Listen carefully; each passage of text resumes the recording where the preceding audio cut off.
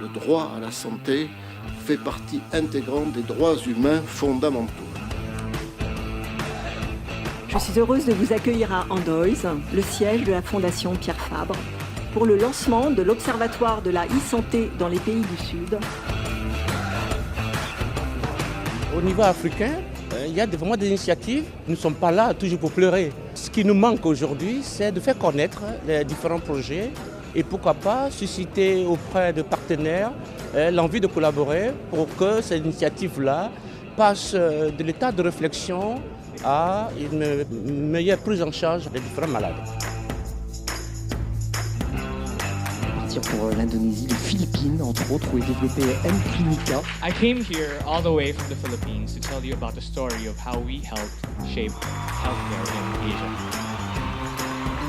Jake, congratulations! Alors Jantoli, ça signifie veiller attentivement. Peut-être le Maroc, on va faire du sud-sud, parce qu'on travaille avec l'ambassade de France pour faire du Maroc du sud-sud sur les pays d'Afrique. Est-ce que vous m'entendez du côté de Hanoï? Bonjour à tous. Effectivement, nous sommes en direct de Hanoï. Et puis il y a une autre salle qui nous regarde depuis ce matin, qui est Lomé. Pour nous, c'est vraiment une chance d'être là et on pense que ça va nous permettre d'orienter nos activités pour le futur.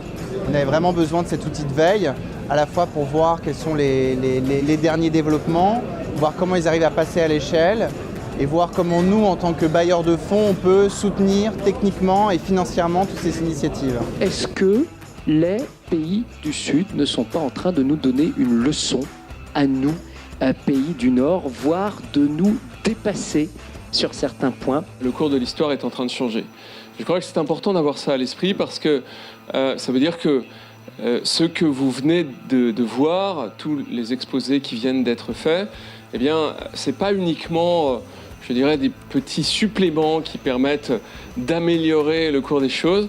C'est peut-être une tendance assez fondamentale qui s'exprime et qui fait qu'on va devoir concevoir non seulement l'Afrique différemment, mais effectivement, ça a été dit, probablement que cette façon de penser le monde frugal, agile et différente pourra nous impacter à moyen terme. L'Observatoire, c'est notre initiative pour justement faire du lien, faire connaître, promouvoir toutes ces initiatives dans les pays du Sud qui contribuent à améliorer la santé des populations.